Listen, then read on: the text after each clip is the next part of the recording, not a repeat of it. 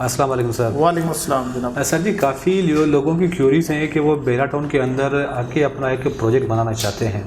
क्या ऐसा मुमकिन है? और दूसरी, अगर मुमकिन है तो क्या बैरा की कोई रजिस्ट्रेशन वगैरह होती है या बैरा की कोई भी ऐसी चीज़ होती है जो वो लोग फॉर्म वगैरह फिल करें उसके अप्रूवल बाद टाइप जी अप्रूवल वगैरह, तो ऐसी कोई पॉसिबिलिटी है नए लोगों के लिए?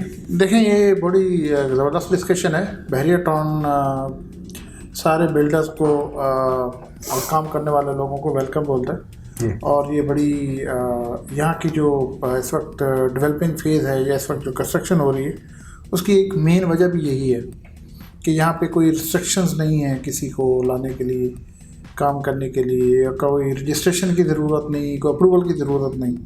हाल बता, एक चीज़ ज़रूर है और वो मैं समझता हूँ बहुत अच्छी है कि बहरिया टाउन ने किसी भी प्रोजेक्ट के लिए आपने कुछ SOPs और बायलाज रखे हुए हैं, और वो SOPs और बायलाज जो हैं वो एंड यूज़र के लिए बहुत कमाल है। इसमें प्रॉपर आपकी प्लॉट की ऑनरशिप है, फिर उसके बाद ड्राइंग अप्रूवल के फेजेस हैं। ड्राइंग अप्रूवल में मतलब उसके स्ट्रक्चर के हवाले से बहरिया टाउन ने बड़ा स्ट्रॉन्ग किस्म का स्ट्रक्चर रखा हुआ है जिसके अप्रूवल देता है, वीक स्ट्रक्चर के अप्रूवल नहीं देता। फिर उसके बाद जब स्ट्रक्चर बनता है तो उसके हर स्टेजेस पे इंस्पेक्शन होती है, और इतनी इंस्पेक्शन होती है कि समटाइम बंदा सोचता है कि हो क्या रहा है, लेकिन इन द लॉन्ग रन वो एंड यूज़र के लिए, बहरिया टाउन के फ्यूचर के लिए, इंफ्रास्ट्रक्चर के लिए वो बहुत कमाल की चीज़ें हैं।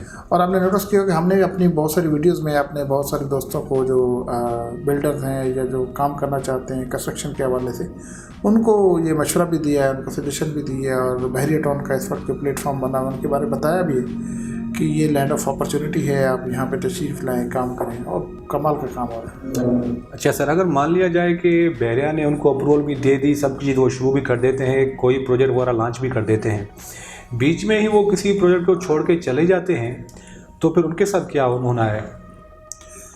देखें, ये बहुत अच्छी बात आपने की कि अगर को छोड़ के जाता है तो बहरिया टाउन ने चूँकि रजिस्ट्रेशन और अप्रूवल नहीं रखी तो चेक एंड बैलेंस क्या है। देखिए, बहरिया टाउन ने अभी एक पॉलिसी इंट्रोड्यूस कराई जिसमें वो ये कहते हैं कि कोई भी बंदा यहाँ पे अपना प्रोजेक्ट सेल उस वक्त कर सकता है जब उसकी प्लॉट की एटलीस्ट ऑनरशिप उसके पास हो।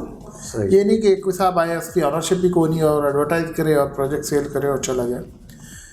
ये एक तो रिस्ट्रिक्शन रखी। दूसरी बात ये कि जब भी कोई प्रोजेक्ट लॉन्च होता है तो 2-3 फैक्टर हैं। एक फैक्टर ये है कि अगर आपकी प्लॉट की ऑनरशिप है, आप उसके ऊपर प्रोजेक्ट लॉन्च करते हैं, तो जो डाउन पेमेंट आती है प्रोजेक्ट लॉन्च करने की, तो वो किसी भी प्रोजेक्ट की मैक्सिमम आप 20% ले सकते हैं। सही। लेकिन जो लैंड की प्राइस होती है वो एटलीस्ट प्रोजेक्ट का 50% होती है। तो अगर कोई इस तरह का करता है कि वो प्रोजेक्ट को लॉन्च करे, 20% पेमेंट ले और वो प्रोजेक्ट ना बनाए, तो उसके फ़ायदे भी नहीं है, क्योंकि ऑलरेडी वो 50%, फॉर एग्जांपल 1 करोड़ का प्लॉट है तो जो उसके ऊपर वो पेमेंट ले सकता है, डाउन पेमेंट या बुकिंग प्राइस या लॉन्चिंग प्राइस, मैक्सिमम 20 लाख तक ले सकता है। सही। आप अगर 20 लाख तक की प्राइस ले सकता है, यहाँ 50% पे भी चले जाए, 50 लाख तक भी ले सकता है, तो 1 करोड़ का प्लॉट है तो उसको भारे में कभी नहीं आता। और दूसरी बात यह कि यहाँ पे कोई भी नया बंदा जब आता है वो प्रोजेक्ट तो लॉन्च कर सकता है, लेकिन उसको सेल के इशू ज़रूर होते हैं। अब मेरे कहने का मकसद ये नहीं कि सेल नहीं होती, लेकिन नए बंदे की एंट्री के लिए डेफिनेटली कहीं ना कोई हर्डल ज़रूर होती है। तो उसको सेल करने के लिए यहाँ के जो सेल्स की टीम्स हैं, जो मतलब रियल एस्टेट पे काम करें, उनके साथ कहीं ना कहीं कोलैबोरेशन करना पड़ता है। तो जब वो दूसरे लोगों के साथ कोलैबोरेशन करता है या MOU साइन करता है या जॉइंट वेंचर करता है, तो उसकी एक बाइंडिंग भी डेवलप हो जाती है। जब बाइंडिंग डेवलप होती है तो खुदा ना खास्ता इस तरह के मिसहैप के चांसेस बहुत कम हो जाते हैं। सही। अच्छा, इस वक्त लिबर्टी 2 और लिबर्टी 3 पे काफ़ी ट्रेंड है, वहाँ पर काफ़ी हाई पे क्रिएट की गई है कि वहाँ पर प्रोजेक्ट बन रहे हैं। अल्हम्दुलिल्लाह हमारे भी प्रोजेक्ट वहाँ पर बन रहे हैं। तो वहाँ पर प्रोजेक्ट बनने पे प्लॉट की क्या चार्ज होती है, कितने कॉस्ट का एक प्लॉट पड़ जाता है, और अगर एक बिल्डर उसके ऊपर प्रोजेक्ट खड़ा करता है एज सिंगल प्लॉट पे, तो उसकी टोटल कॉस्ट क्या आ जाती है? देखिए, जो इस वक्त कॉस्ट के हवाले से कंस्ट्रक्शन कॉस्ट बहुत बढ़ गई है, जो प्रॉफिट रेशियो है वो थोड़ी सफ़र हुई है, बिल्डर के लिए थोड़ी प्रॉब्लम हुई है। जब भी किसी चीज़ का रेट बढ़ता है, कंस्ट्रक्शन कॉस्ट का फॉर एग्जांपल, तो उसमें होता ये है कि कंस्ट्रक्शन कॉस्ट तो एकदम बढ़ गई, लेकिन जो एंड यूज़र होता है या जो बायर होता है उसको रेट बढ़ाने में एक टाइम लगता है। ये अभी स्टील की बात करें, सीमेंट की बात करें, तो पिछले 6-8 महीनों में कोई स्टील की बात करें तो मेरा ख्याल से कोई ऑलमोस्ट 100% प्राइस बढ़ गई है। 100% नहीं तो 80% सेफ साइड आप कह सकते हैं। सही। जबकि सेल प्राइस जो है वो तो इस रेशो से नहीं बढ़ी। तो प्रॉब्लम ये है कि कॉस्ट बढ़ गई है, सेल प्राइस अभी उस रेशो से नहीं बढ़ी, तो अल्टीमेटली हुआ क्या, प्रॉफिट रेशो कम हो गई। तो इस वक्त जो एक प्लॉट आता है लिबर्टी कमर्शियल का, प्लस माइनस आप 6 करोड़ का कह सकते हैं, उसके ऊपर जो कंस्ट्रक्शन है सेफ साइड आप तकरीबन 11 करोड़ की कह सकते हैं। सही। तो प्रोजेक्ट की कास्ट तकरीबन कोई 17 करोड़ के करीब बनती है, और जो सेल उसकी प्राइस है आप उसको 21 से 22 करोड़ की बात कर सकते हैं। जो प्रॉफिट रेशो होती है नॉर्मली वो 2 तरीक़ों से स्टैंडर्ड उसके हैं। एक स्टैंडर्ड ये है कि जितने पैसों का आप प्लॉट लेते हैं आपकी उस प्रोजेक्ट से उतनी अर्निंग होनी चाहिए। 6 करोड़ का प्लॉट है तो आपको 6 करोड़ का प्रॉफिट होना चाहिए। और दूसरा उसको मेजर करने का तरीका ये होता है कि आप का जो ग्राउंड फ्लोर है वो आपको प्रॉफिट में बच जाना चाहिए। सही।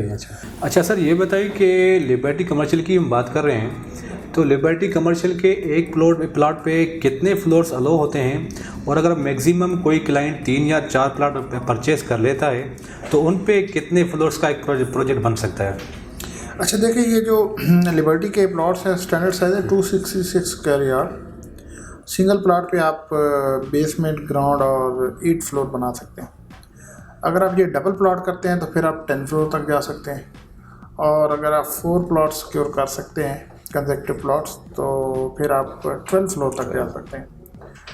तो मेरा ख्याल से अगर 2 फ्लोर पे तक भी 2 प्लॉट्स को भी मैनेज किया जाए तो एक अच्छा रिजनेबल प्रोजेक्ट बन सकता है, क्योंकि ये सारी प्रोजेक्शन भी मिलती है। तो तकरीबन 27,000 स्क्वायर फीट, अगर 2 को मिलाएं 54,000 स्क्वायर फीट हमें कवर्ड एरिया मिलता है ग्राउंड से ऊपर। 54,000 स्क्वायर फीट ग्राउंड से ऊपर, मतलब फर्स्ट से 10th फ्लोर तक सी लेवल एरिया में मिलता है ना। तो इसी तरह जो ग्राउंड फ्लोर का एरिया वो तकरीबन 4,000 स्क्वायर फीट का मिलता है। तो ये एक बड़ा अच्छा एरिया है जिसके ऊपर आप काम कर सकते हैं और उसको प्रोजेक्ट को लेकर चल सकते हैं। अच्छा सर, एक आखिरी सवाल, अभी लिबर्टी 3 लॉन्च हुआ है कुछ ही टाइम हुआ इसको अंदर ना, तो कोई भी शख्स अगर प्लॉट परचेस करता है तो उसके नाम पे होने के लिए कितना टाइम दरकार होता है कि वो प्लॉट उसके नाम पे हो जाए? अच्छा, ये बड़ी अच्छी क्वेश्चन है आपका। देखें, बात ये कि वो है ओपन फॉर्म। सही। तो ओपन फॉर्म का मतलब ये कि वो डायरेक्ट बहरिया से परचेज हो रहा है एक तरह का ना। तो वो जब फॉर्म फिल होता है वो सबमिट होता है, सबमिट होने के बाद उसकी कोई 1 हफ्ते के अंदर अंदर स्टेटमेंट आती है, और वो जो स्टेटमेंट आती है वो फिर अपडेटेड नहीं होती, उसके ऊपर आपके आउटस्टैंडिंग पेमेंट शो हो रही होती। तो हफ्ता 10 दिन फर्दर उसके ऊपर लगता है उस स्टेटमेंट को उसके ऊपर पेमेंट अपडेट होने में। जब फॉर्म सबमिट होता है तो उसके 1 हफ्ता या 10 दिन में जो स्टेटमेंट आती है तो उस वक्त हम ये कहते हैं कि फॉर्म क्लोज हो गया। सही। फॉर्म क्लोज हो गया बट पेमेंट अपडेट नहीं हुई। तो फिर जब मज़ीद हफ्ता 10 दिन लगते हैं तो आपकी पेमेंट भी अपडेट हो जाती है, आपकी आउटस्टैंडिंग ज़ीरो हो जाती हैं और टोटल पेमेंट रिसीट में शो हो जाती है। तो फिर आपकी पेमेंट भी क्लियर होगी, प्लॉट की ऑनरशिप भी कंफर्म होगी, फिर आप उसका पोजेशन यूटिलिटी पे करें और अपना ड्राइंग अप्रूवल वाला सिलसिला शुरू कर सकते हैं। बड़ी मेहरबानी sir, thank you very much.